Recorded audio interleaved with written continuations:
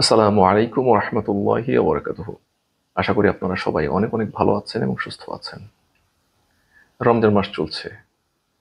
খুব নিরিবিলি, খুব শান্তির সাথে দৈনন্দিন কার্যকলাপ শেষে, ধর্মীয় কার্যাবলী শেষে, ইফতারের সময় ইফতার, সাহারির সময় সাহারি, ঘুমের সময় ঘুম। কত নিরাপদেই না জীবন কাটছে। আপনি কি খেয়াল করে দেখেছেন গাজার ফিলিস্তিনি ভাই বোনেরা কেমন আছেন?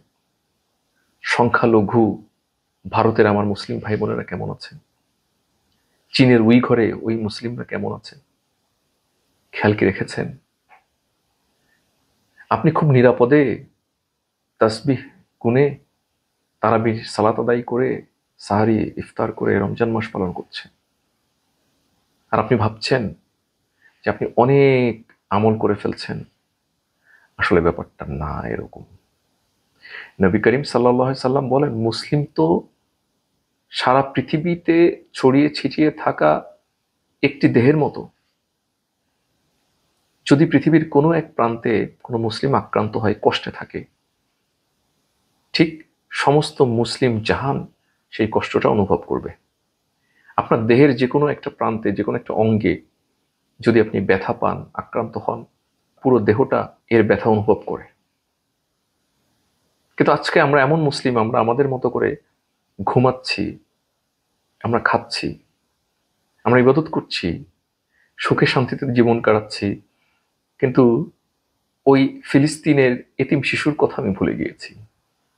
ওই বিধবা মায়ের কথা আমি ভুলে গিয়েছি, যার একটি রুটি নেই ৫-৬ জন বাচ্চাকে দিয়ে খাওয়ার মতো। তার বুকের দুধ ফুরিয়ে গিয়েছে, খাবার পানি নেই বাচ্চাকে খাওয়ানোর জন্য। আর আমি আপনি খুব নিরাপদে আছি। অনুধাবন করুন আর রব্বুল আলামিনের শুকরিয়া আদায় করুন। আমি আপনাকে বলছি না যে আপনি এখন সিরিয়ায় যাবেন, আপনি ইয়েমেনে যাবেন, আপনি এখন ফিলিস্তিনে যাবেন, আপনি এখন ইন্ডিয়াতে চলে যাবেন, আপনি উইঘরে চলে যাবেন। This is not possible. But what we can do, we can just feel the pain and we can pray, we can wish the good thing for them. At least আমরা যেন আমাদের মুসলমানিত্বটা যেন বজায় রাখি। আমরা যেন বেকার তাদেরকে ভুলে না যাই। আর যদি সম্ভব হয় যে কোনো পদ্ধতিতে তাদেরকে সাহায্য সহযোগিতা করা। যদি কখনো সুযোগ আসে শারীরিকভাবে, সুযোগ থাকলে আর্থিকভাবে, সুযোগ থাকলে ইন্টেলেকচুয়ালি, সুযোগ থাকলে টেকনোলজি দিয়ে, আর তেমন যদি কোনো সুযোগ না থাকে কমপক্ষে দোয়ার মাধ্যমে। আপনি আপনার আব্বা এক শহরের থেকে আর এক শহরে বিচ্ছেদ বা আলাদা থাকেন, আপনার আব্বাকে যদি কেউ আহত করে, আপনার মাকে যদি কেউ আহত করে, ডেফিনেটলি আপনার কষ্ট লাগবে। আপনার ভাইকে যদি কেউ আহত করে, আপনার ডেফিনেটলি কষ্ট লাগবে। তাহলে ওই গাজার ফিলিস্তিনের ভাই বোনেরা তো আমাদের ভাই বোন। তারা কত কষ্টে আছে, তাদের কথা কি আমরা ভাববো না? উইঘুর মুসলিমদের কথা কি আমরা ভাববো না? আমরা ইন্ডিয়ার নির্যাতিত ভাই বোনের কথা কি ভাববো না? আমরা ভাববো, আমাদেরকে ভাবতে হবে। আমাদেরকে ভাবতে হবে, কারণ এটা মুমিনের বৈশিষ্ট্য। তারা কষ্টে আছে আর আপনি আমোদ প্রমোদে আছেন। আপনি নিরাপদে আমল করে ভাবছেন জান্নাতের খুব কাছাকাছি চলে যাচ্ছি। This is not gonna happen. রব্বুল আলামিন কিয়ামতের ময়দানে যদি জিজ্ঞেস করেন যে তুমি এইভাবে করে নিরাপত্তার সাথে জীবন পার করেছো, কিন্তু অপর প্রান্তে তোমার ভাই বোনেরা কষ্টে ছিল, হোয়াট ডু ইউ ডু, তুমি কি করেছো তাদের জন্য? আমাদের কিন্তু কোনো জবাব থাকবে না। তাই আমাদের উচিত শুধু নিজেরা ভালো থাকা না, আমাদের পৃথিবীর অন্য প্রান্তে মুসলিম ভাই বোনেরা কে কোথায় কেমন আছে সেটা সম্পর্কে খবর রাখা, তাদের সম্পর্কে জানাশোনা থাকা। এটা হচ্ছে মুসলমানের বৈশিষ্ট্য।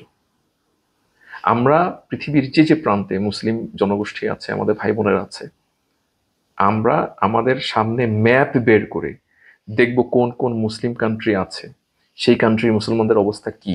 স্পেসিফিকলি গাজা, সিরিয়া, ফিলিস্তিন, ইয়েমেন, ইন্ডিয়া, উইগর, এই ধরনের যে সমস্ত ভালনারেবল মুসলিম কমিউনিটি আছে, তাদের সম্পর্কে আমরা থিঙ্ক করব, খবর নেওয়ার চেষ্টা করব, তাদের অবস্থা অনুধাবন করার চেষ্টা করব। সুযোগ পেলে তাদের সাহায্যে ঝাঁপিয়ে পড়ব, যেটা আমাদের দ্বারা সম্ভব হয়। আপনাদের সবার প্রতি আমি এই অনুরোধটা রাখছি যে কমপক্ষে প্রতিদিন ঘুমানোর আগে অন্তত একটি সময় এই পৃথিবীর বিভিন্ন প্রান্তে আমাদের মুসলিম ভাই বোনেরা কেমন আছেন তাদের খোঁজ খবরটা রাখার চেষ্টা করেন এবং তাদের জন্য যে কোনো পদ্ধতিতে হেল্প করার একটা প্ল্যান তৈরি করে ফেলুন। সেটা হইতে পারে ফিজিক্যালি, মেন্টালি, ফিনান্সিয়ালি, টেকনোলজিক্যালি, কমপক্ষে দোয়ার মাধ্যমে। কবি আল্লামা ইকবাল বলেন, চীন ও আরব হামারা, হিন্দুস্তা হামারা, মুসলিম হে হাম ওয়াতান হে, সারা জাহা হামারা। এই চীন, আরব, হিন্দুস্তা, পৃথিবীর যে যেখানে আছে সমস্ত মুসলিম, আমি তো মুসলিম, সমস্ত মুসলিম আমরা, আমরা মিলেই আমরা সবাই, এই পৃথিবীটাই আমাদের। আপনাদের সবার জন্য অনেক অনেক শুভকামনা।